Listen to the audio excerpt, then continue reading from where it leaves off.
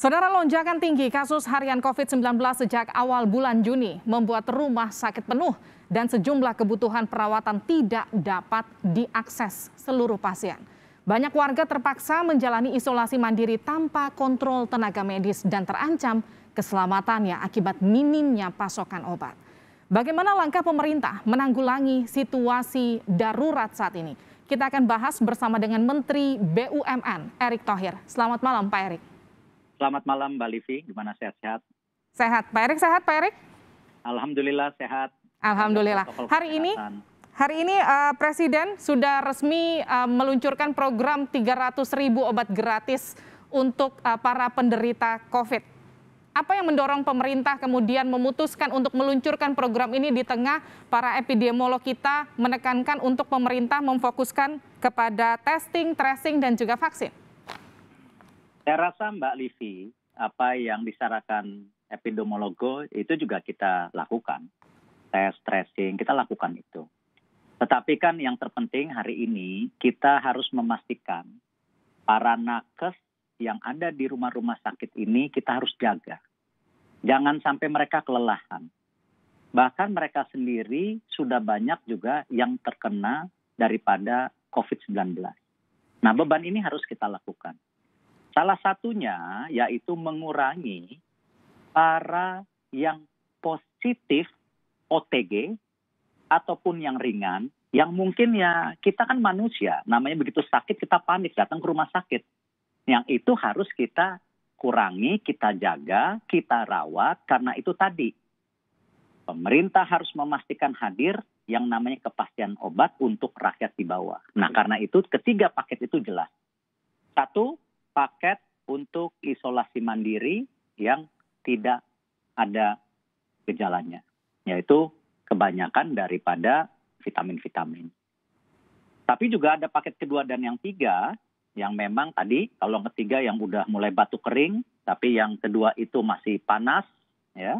Nah, itu juga ada tambahan obat antiviral supaya mereka tadi bisa mendapatkan kesehatan yang bisa dilakukan selama 7 hari pertama. Nah, ini yang kita lakukan. Jadi tentu kita harus melayani rakyatnya. Adakah kriteria khusus Pak Menteri untuk mendapatkan obat gratis tersebut? Ya, tadi kan sudah disampaikan oleh Panglima TNI bahwa nanti para warga yang hari ini tentu saya tahu juga saya sadari panik. Nggak usah mereka. Kita pun pasti panik ketika apa? Orang sekitar kita terkena. Itu maklum, itu lumrah. Nah, karena itu tadi TNI bersama Puskesmas, bersama Bidan Desa, Babinsa yang terdepan, itu menjadi tadi salah satu pendukung agar obat-obat ini bisa terdistribusi. Jadi kalau ada warga yang nanti perlu bantuan, bisa ke Puskesmas, TNI-nya membantu. Dan ini memang untuk catatan 300.000 ini di Jawa dulu, di mana 100.000 minggu ini, 100.000 minggu depan, 100.000 minggu depan lagi. Nanti bersamaan juga di minggu depan kita coba push yang ada tentu di luar Jawa, di Sumatera, Kalimantan. Karena gini, saudara-saudara kita juga yang di Sumatera, Kalimantan, Papua kan harus menjadi kita lindungi juga. Kita nggak bisa hanya berfokus kepada Jawa sentris. Okay. Tapi tentu kita harus lakukan Jawa Bali yang memang tadi peningkatan tinggi. Dan data-data itu mohon maaf Mbak Livi, kemarin sudah dirapatkan juga bahwa masukan data itu seperti misalnya DKI 35.000 itu dari pemerintah daerahnya yang memasukkan data ini. Jawa Barat 28.500. Jadi kita sama TNI bersama pemerintah daerah menjadi kesatu kesatuan sesuai dengan program yang tadi Bapak Presiden harapkan, negara hadir untuk rakyat, menjaga kepastian obat buat rakyatnya. Baik, Pak Menteri, ini ada 100.000 minggu ini yang tadi Anda sempat katakan. Artinya apakah bisa dikatakan 100.000 ini sekarang sudah ready obatnya, tinggal didistribusi kepada masyarakat? Karena kalau kita bicara obat sekarang kan kita berpacu dengan waktu melihat angka penularan COVID yang terus tinggi sekarang. Hari ini 20.000, besok 80.000, jadi 100.000. Yang minggu depan kita genjot lagi, kalau bisa Senin Selasa sudah keluar lagi. Terus kita berpacu. Karena kita juga ingat, kita tidak sempurna. banyak obat-obatan ini bahan bakunya masih import. Itulah yang kita tekankan sejak awal. Kita harus kembali menjadi negara mandiri, di mana bahan-bahan baku yang import ini harus kita ganti, harus jadi produk Indonesia. Alhamdulillah sekarang kita sudah mulai bisa produksi obat sendiri, walaupun belum semua, ya, oseltamivir, favipiravir, ya, ivermectin, dan lain-lain, ya, paracetamol, kita bisa udah mulai sekarang.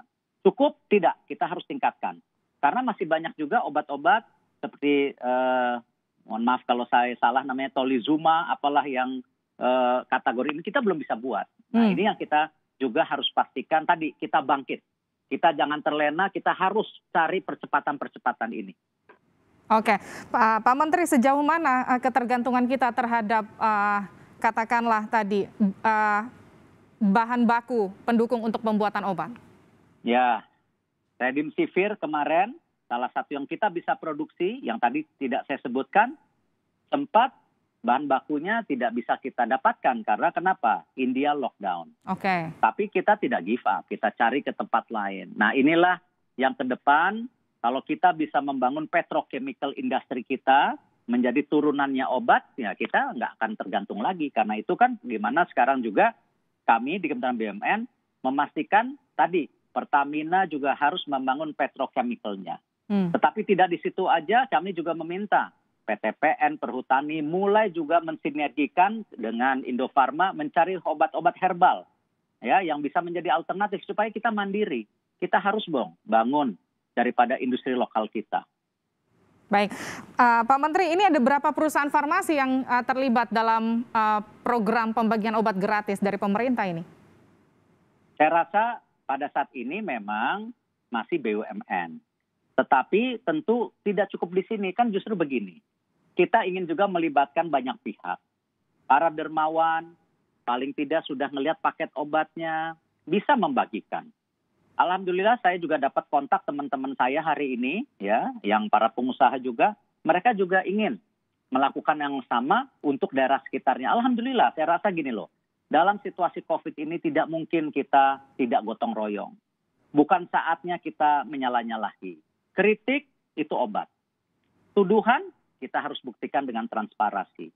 Dan ini waktunya benar-benar kita dilihat sebagai bangsa bisa lakukan ini. India bisa, Cina bisa, Amerika bisa, kenapa Indonesia nggak bisa? Baik, itu semangat yang luar biasa Pak Menteri. Tapi kalau kita bicara soal obat yang sekarang faktanya di tengah masyarakat masih bisa dikatakan langka. Dengan obat yang kemudian diberikan oleh pemerintah ini dengan merek yang kita bisa katakan sama dengan yang di-share di tengah masyarakat. Bagaimana kemudian memastikan obat yang diberikan oleh pemerintah ini kemudian tidak dijual bebas kepada masyarakat? Tentu kan ada dua macam obat, ada generik sama yang bermerek. Yang bermerek itu kebanyakan dari pihak swasta. Kalau kami BUMN yang generik. Nah, kemarin kita sudah sampaikan, kita akan pastikan produksi obat-obat generik untuk BUMN kita lipat gandakan. Ya, kita banjiri market. Nah, tentu yang kita juga kontrol untuk apotek-apotek yang dimiliki BUMN. Karena itu, kemarin kita kerjasama dengan Kemenkes, sudah launching tuh, ada di website Kemenkes, bagaimana bisa mencari obat di apotek mana. Nah, kita lakukan itu. Karena tadi, kita harus pastikan jangan ada yang main-main dengan kondisi ini. Ya, saya mengerti banyak yang mau cari uang, tapi stop lah. Ini waktunya kita kurangin hal-hal itu. Dan pihak kepolisian sudah turun. Mana empati kita sebagai bangsa? Mana kesatuan kita? Baik, Pak Menteri, ini saya mau membacakan ada satu headline di salah satu laman online.